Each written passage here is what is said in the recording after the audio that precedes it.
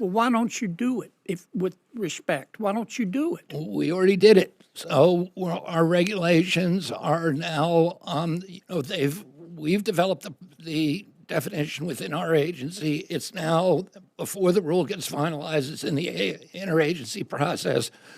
There are other agencies that have equities like USDA, Department of Commerce, OMB. They have to review our proposal. This is why you need to pay attention to what's happening in Washington. Senator Kennedy just called out the chaos behind food labels. The answer? It's simpler and messier than you think. So here's the scene. John Kennedy presses RFK Jr. with a simple question. Why haven't we made food labels clear and easy to read? The frustration? Totally real. There's this weird gap between what lawmakers debate and how you pick your groceries in 2 minutes flat. Instead of more reports and endless studies, Kennedy wants straight-up clarity. Not in some government file, but right there on the label, where it matters. Now imagine if you could glance at a package and instantly know good, bad, or put that back. That's a game changer, right? But here's the kicker. It's not just about food. It's about how we get information. If reading a food label is this hard, what else are we missing in our daily lives? So next time you shop, remember, clarity isn't just nice, it's necessary. Hit subscribe for more straight talk, because change, it's closer than you think. Mayor Kennedy. Thank you, Madam Chair. Mr. Secretary, one of the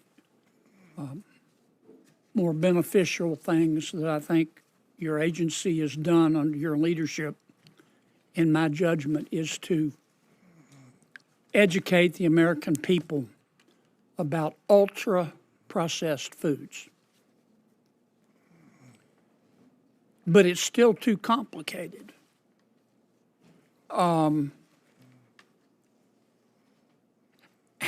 can your department go about uncomplicating it? I mean, the American people are busy. They're busy earning a living. And they don't have time to sit down and research the definition of an ultra-processed food.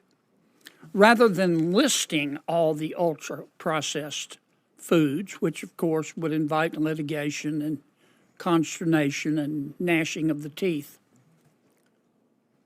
how can you come up with a list of things that people should look for on the label to know if it's ultra-processed? For example, sodium. If it's got more than this amount of sodium, it's ultra-processed. Does that make sense? You understand my question? I think it's not only a question of I understand, but it's a question that my agency's put a lot of thought into. There has been no workable definition of ultra-processed food before we came in here. That's regulatory malpractice. We now there has or hasn't? There has not, never. Well, why don't you do it? If with respect, why don't you do it? We already did it. So our regulations are now, we've developed the definition within our agency. It's now, before the rule gets finalized, it's in the interagency process. There are other agencies that have equities like USDA, Department of Commerce, OMB. They have to review our proposal and then approve it. And I would say, Senator, in the meantime, people should eat real food. So, Bobby, let me stop you because I'm going to run out of time. Look, here's the problem, and I commend you for what you've done. But the American people don't have time to sit down and read a rule or regulation by the federal government. Where I'd like to see you end up on this is not list any particular food items, but say here are 10 ingredients that constitute ultra-processed food. And if it's got sodium above a certain level, it's ultra-processed. If it's got such and such, something real simple that can be communicated. Does that make sense? It makes a lot of sense, and we're doing exactly that.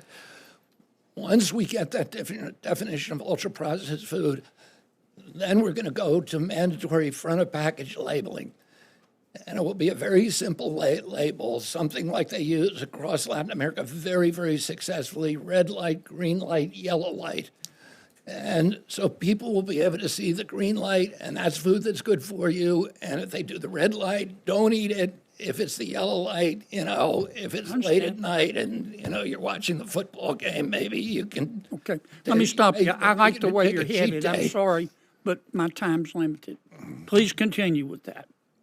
It will be enormously beneficial to the American people. Your agency, across all the sub-agencies, grants a lot of grants. Are all of them? Do all of them have provisions that overhead is capped at 15%? Well, those would be the grants to the universities. No, your department issues a lot of grants. Yeah. And the agencies under your department. Are all of them? Do all of them contain the 15% cap? They will contain a 15% cap. Okay. Finally, this is a question for CMS. Dr. Oz isn't here. An executive order was issued some time ago that says every hospital has to publish conspicuously a list of 30 main procedures and the cost. Most of the hospitals haven't done that. Those that have done it, you have to click 27.3 times in order to find it on their website. Only 27 hospitals have been fined for not doing it.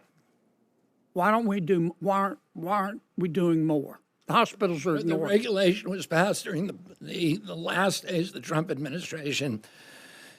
It was not enforced during the Biden administration. We now have promulgated final regulations. They're already promulgated. That requires the hospitals not only to post, but to certify. So they're legally bound by that. And there are draconian punishments for them. And we've already sent out, I think, 1,000 warning letters. I'm out of time. Thanks, Madam Chair. Thank you, Mr. Secretary.